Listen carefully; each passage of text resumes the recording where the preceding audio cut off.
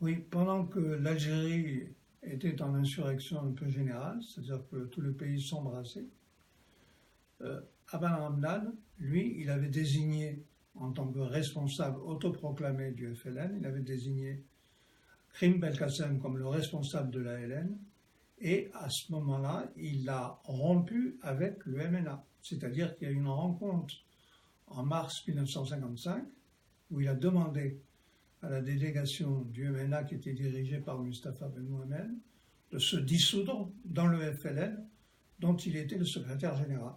Donc comme il y a eu bien sûr la négation, c'est-à-dire le refus, donc à ce moment-là, il donne l'ordre d'exterminer tous les messianistes.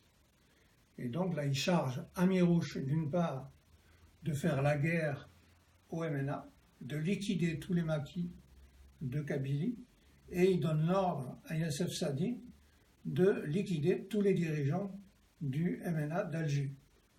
Donc, le 20 août 1955, il n'est pas du tout dans l'action, puisque le 20 août 1955, c'est à la fois les Aurès et le nord constantinois de Youssef. Voilà.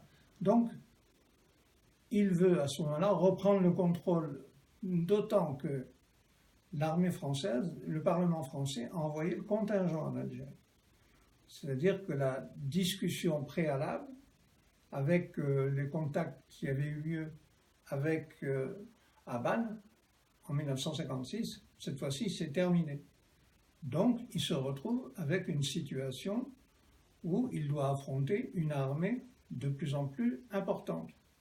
Donc, il veut se représenter à nouveau, faire la démonstration qu'il est toujours l'interlocuteur valable de la France. C'est la raison pour laquelle il va réunir le congrès de la Souma en août 1956, c'est-à-dire un an après, le 20 août 1955, sur lequel il a été complètement absent et en désaccord. Donc pour réunir un congrès, il faut qu'il y ait des délégués élus. Donc ce n'est pas le cas. Donc c'est plus un congrès, c'est une conférence qu'on appelle, on a baptisé un congrès. Et qui c'est qu'il y a ?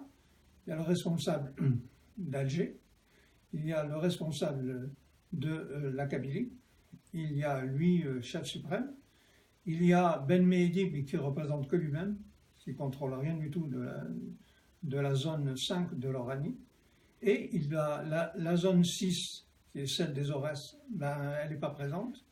Le nord constantinois, ben, c'est une conférence, il y a 3 délégués, Zirot Youssef, Ali Kafi et Ben Tobal, et pas de délégués de l'extérieur, et pas de délégués de la Fédération de France. Donc c'est simplement une conférence entre chefs militaires, qui est préparée sur un texte qui a été écrit par Ousgane, qui est contradictoire total avec toute la politique précédente du mouvement national depuis la création de l'Étoile nord-africaine, c'est-à-dire une assemblée constituante. Là, c'est quelque chose de différent. C'est donnez-nous, nous sommes le représentant du peuple, donnez-nous le pouvoir et nous établirons après des élections, nous respecterons tout ce que vous voulez par la suite. Mais d'abord, il faut négocier directement avec nous qui représentons théoriquement le Congrès, donc théoriquement on représente l'Algérie. C'est ça le problème. Et bien sûr, l'accord, il est aussi bien sur le plan militaire, c'est là où on crée finalement, on transforme les zones en wilaya, et où on parle, jusque-là finalement, chez Ben Boulaïd et les autres, on parlait de patriotes. Cette fois-ci, ils parlent de fidaïn. C'est-à-dire que pour parler, pour être entendu par le Caire, carrément, nous aussi on est des bons musulmans. Vous voyez, on est des fidaïn, on est des trucs, des moudjahidines, on va appliquer la charia, on applique les règles du peuple, mobilisation du peuple algérien. C'est là, il y a une rupture avec la tradition politique de ce qu'était finalement Ben Boulaïd et Djish El Tahrir. C'est une rupture totale. On n'est plus des patriotes, on est des fidaïns. Donc on est des combattants de l'islam. Et Amir Rouch, qui était un oulama, qui n'a jamais été un PPA, eh bien, lui, il impose la charia. Et il considère qu'à partir du moment où le MNA n'est pas rentré dans le FLN, n'a pas adhéré au FLN, donc il a créé une fitna. Et en application des lois du Coran, la fitna, tous les gens qui sont dans cette fitna doivent être égorgés et liquidés. C'est ce qu'il va faire dans tous les villages de la Soumam qui étaient messalistes. Il va égorger la plupart des soldats, des militants, etc. Bien. Le congrès de la Soumam, il a adopté donc une réforme politique contradictoire avec celle du mouvement national algérien depuis l'Étoile. Il va développer une stratégie qui était plus celle des combattants et de la guérilla, cette fois-ci d'armée régulière, avec des grades, des colonels, etc., ce qui va être une catastrophe, parce que ces unités militaires vont être liquidées par une armée moderne, contemporaine, et d'autre part, donc il va relancer le terrorisme à Alger. Donc à partir de ce moment-là, bien sûr, il va faire un comité, le CCE, comité d'exécution, mais qui représente que lui-même, en définitive, parce qu'il n'y a pas eu d'élection, il n'y a pas eu de congrès, il n'y a rien du tout. Ça n'a rien à voir avec le congrès ni du MTLD, ni celui d'ONU, tu vois. C'est une conférence, quoi. Ils sont autodésignés les uns les autres.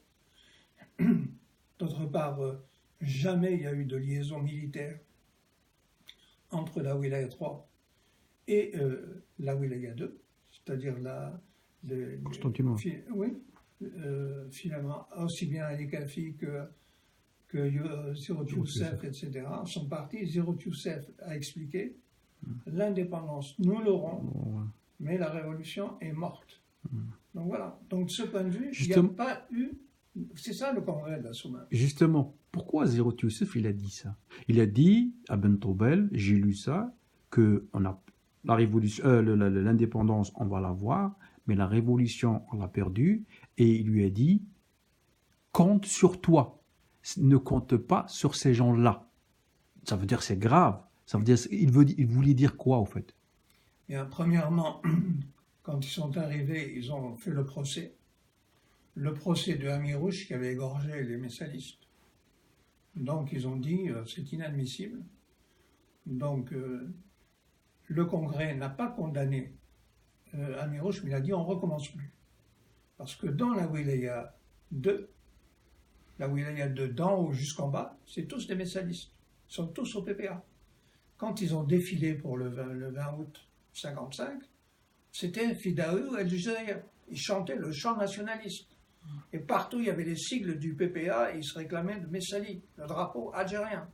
Donc c'était ça le PPA. C'est-à-dire tout le monde était au PPA. Pourquoi?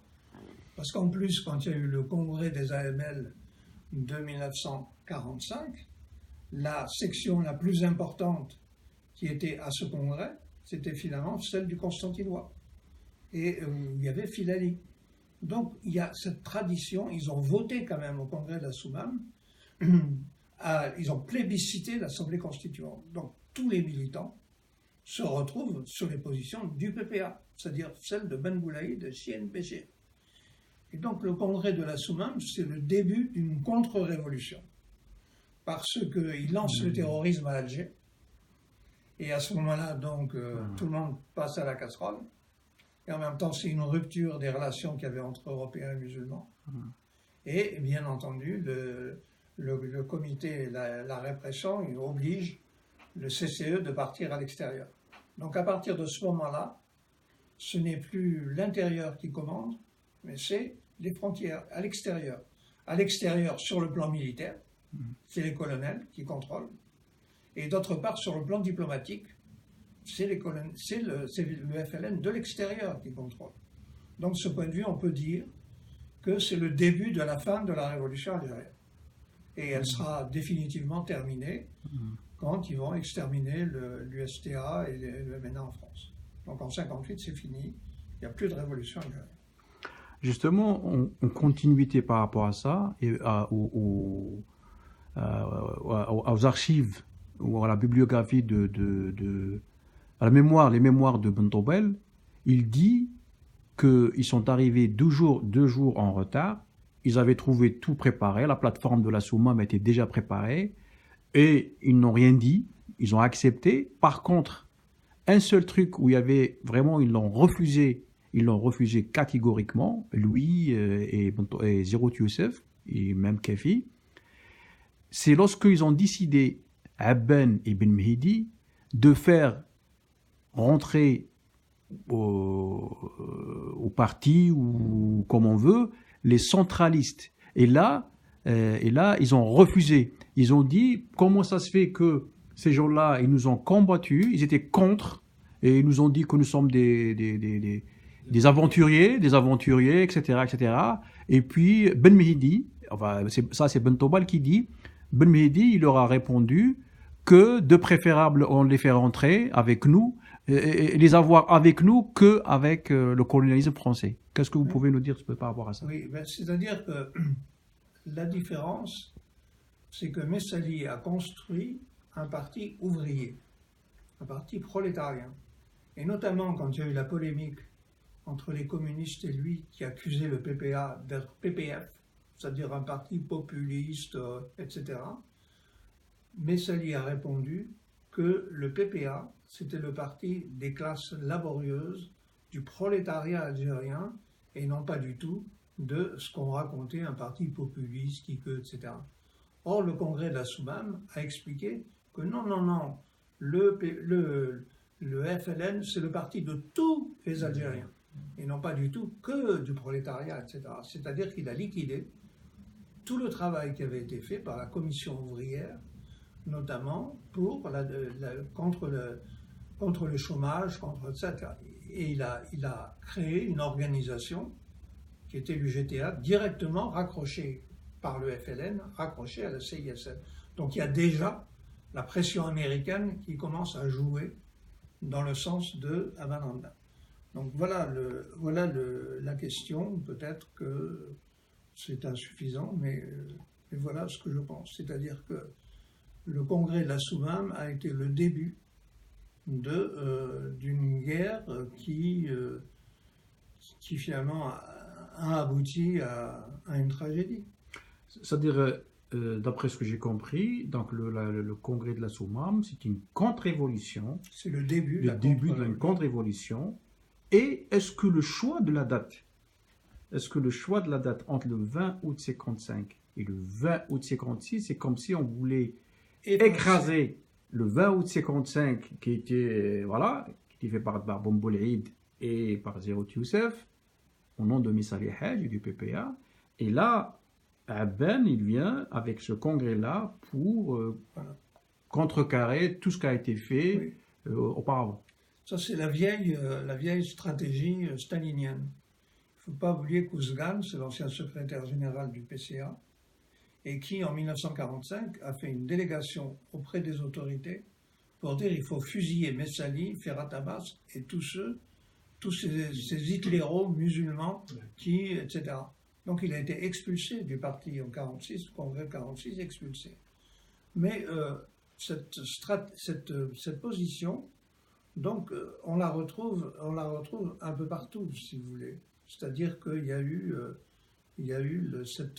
déjà cette conception stalinienne du parti autoritaire, unique, qui décide de tout et qui militarise la population, qui l'organise de façon quasi militaire et avec l'application de la charia. Justement, est-ce que ce congrès-là, ou la tenue de ce congrès-là, la date du 20 août, est-ce que le colonialisme français, est-ce qu'il ne savait pas de la date, de la tenue de ce congrès-là, et ils ont laissé faire? C'est-à-dire, d'abord, pour répondre, le congrès de la date d'août, c'est pour effacer l'autre. De la même façon que le CNRA, c'est pour effacer le CNRA qui avait été élu par le congrès d'ONU. Donc à chaque fois, on brouille les cartes. C'est-à-dire, on explique, non, c'est pas le premier CNR, c'est nous le CNRA. C'est-à-dire le Parlement, mais ce Parlement, quand il va à l'extérieur, il n'a plus aucune réalité, puisque le Parlement s'est jamais tenu en Algérie. Et le comité d'exécutif, ce comité-là, il a fonctionné que d'une manière bidon. C'est-à-dire, il n'existe aucun tract et aucun document de fidèlement de cet ALN qui a organisé militairement les forces rebelles, les forces algériennes sur le territoire. Il n'y en a aucun document. Pourquoi? Parce que ça a continué comme avant. La wilaya des Aurès, elle est restée complètement à l'écart, jusqu'au moment où Amirouche est venu prendre le contrôle. Quant à la zone 2, c'est-à-dire le nord constantinois, il n'y a jamais eu de FLN. Le Constantinois n'a jamais publié de tract du FLN. C'est ça qui est important. Il faut bien comprendre que cette histoire de la révolution algérienne, ce n'est pas la guerre d'Algérie, c'est la révolution qui est écrasée.